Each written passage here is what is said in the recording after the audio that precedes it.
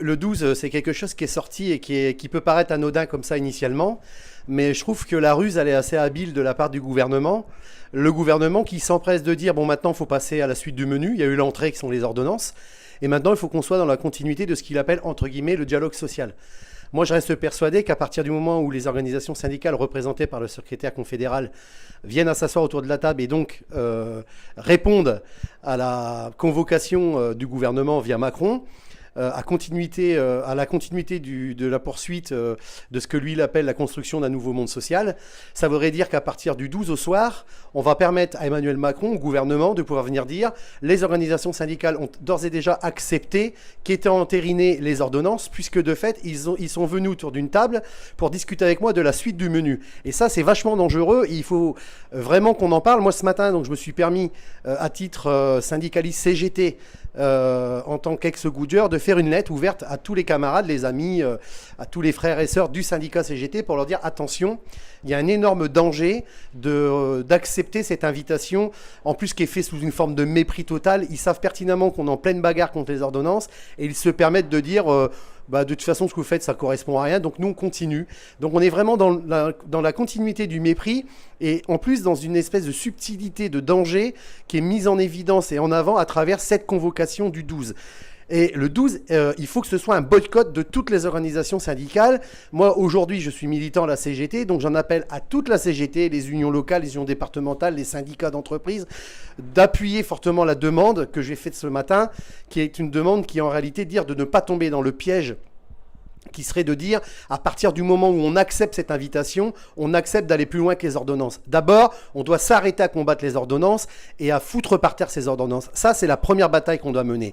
Et ensuite, s'il doit y avoir une poursuite de discussion, ça doit être sur les bases de ce qu'on aura écrit, c'est-à-dire une feuille de route qu'on doit imposer au gouvernement. Et c'est toute la difficulté qu'on a aujourd'hui, c'est qu'on est en train de s'embarquer dans tout un tas d'appels différents, de différentes journées d'action, le 12, le 21, le 10, il y a eu le 25, c'est les routiers, et on s'aperçoit qu'on repart dans les mêmes travers qu'en 2016. Or, grand nombre de militants et de non-militants se disent c'est plus possible qu'on recommence de la même façon. On sait pertinemment que la seule façon, cette fois-ci, de gagner contre ce gouvernement, c'est de tenir compte des erreurs du passé et justement de se réunir, de se mettre autour d'une table et d'ensemble établir la feuille de route qui nous amènera vers la victoire. Et pour établir la feuille de route qui mènera vers la victoire, on a depuis maintenant quelques mois, à travers le Front social, demandé à ce que toutes les structures qui combattent les mauvais coups puissent enfin se réunir et ne parlent que d'une seule voix. Donc le 4 octobre, il y aura une réunion où aujourd'hui, d'ores et déjà, il y a Solidaire qui répond favorablement, il y a la FSU qui répond favorablement, le Front social, on sera présent. Et moi, j'en appelle maintenant à la CGT, j'en appelle aux militants de FO qui aujourd'hui sont clairement en désaccord avec leur secrétaire général et sont sur une ligne qui est la nôtre, c'est-à-dire qu'il faut qu'on combatte coûte les mauvais coups qui sont annoncés et ceux à venir, les partis politiques, les forces militantes de divers horizons, à se réunir et qu'ensemble, on écrit enfin cette feuille de route parce qu'on a plusieurs problématiques. On s'aperçoit que les derniers mouvements sont des mouvements d'abord qui concernent en particulier les militants et qu'on a du mal à faire comprendre aux autres, c'est-à-dire ceux qui ne sont pas militants, que l'intérêt, c'est l'intérêt du tous ensemble et du plus grand nombre. Et ça, c'est un vrai enjeu, l'enjeu de l'avenir. Et donc, tant qu'on n'aura pas cette feuille de route et qu'on n'écrira pas clairement quels sont nos objectifs et comment on va y arriver, on sera en difficulté et on va peiner à faire venir le maximum de monde avec nous. Il y a eu la manifestation des retraités qui, même si effectivement aujourd'hui est largement plus forte que ce qu'on avait pu voir ces 10 dernières années, ça n'empêche quand même que c'est pas suffisant pour faire changer les choses. Et que tous ces retraités, tous ces jeunes qui sont aujourd'hui en difficulté, tous les chômeurs dont je fais partie, tous les salariés du privé et du public, qu'ils soient routiers, pas routiers, peu importe, le problème il est pas là. On a tous un dénominateur commun, c'est la finance. Et on se voit aujourd'hui ce mépris, le foutage de gueule complet avec la suppression de l'ISF. On nous dit on va supprimer l'impôt pour les plus fortunés, mais c'est pour redonner un dynamisme aux entreprises et donc créer des emplois. On se fout littéralement de notre gueule. Et ce mépris-là, il doit avoir qu'une seule réponse, c'est qu'on crée ces conditions de l'unité. Alors oui, effectivement, il faut combattre ce gouvernement, mais on ne peut pas le combattre en ordre dispersé tel qu'on est parti aujourd'hui. Donc, d'abord, je pense que la prochaine étape, c'est le 10. Le 10 ne doit pas être uniquement une journée d'action et d'initiative pour la fonction publique. Le 10, on doit en faire une action interprofessionnelle, puisque je considère que le 10, c'est le prolongement des 12 et des 21.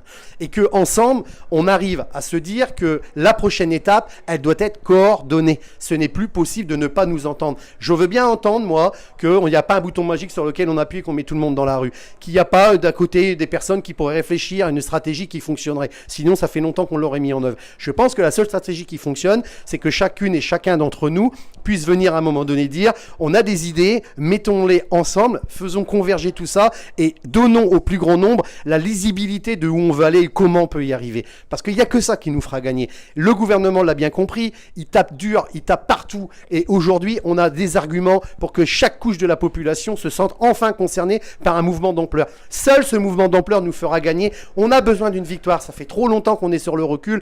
Même quand on gagne simplement le fait qu'il ne nous retire pas un petit quelque chose, mais on n'est jamais dans l'offensif pour obtenir un peu plus. Cette histoire du 12, elle est capitale pour l'avenir du mouvement social.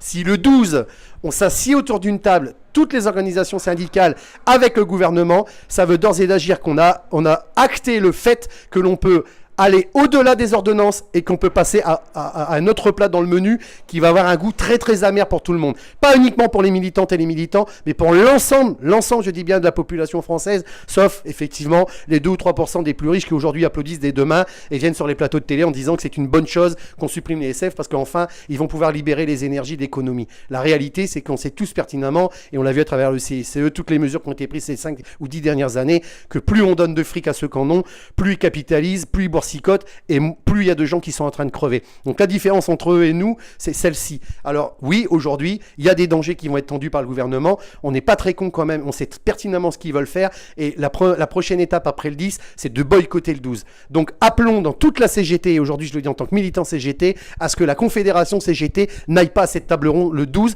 Nous n'avons aucun intérêt à continuer à discuter avec un gouvernement qui nous méprise, qui nous traite de feignants, de cyniques, de terroristes parce qu'on est des syndicalistes. La réalité de tout ça, c'est qu'ils n'ont que faire des tables rondes parce qu'ils connaissent leur programme et ils veulent le dérouler quoi qu'il arrive. Voilà.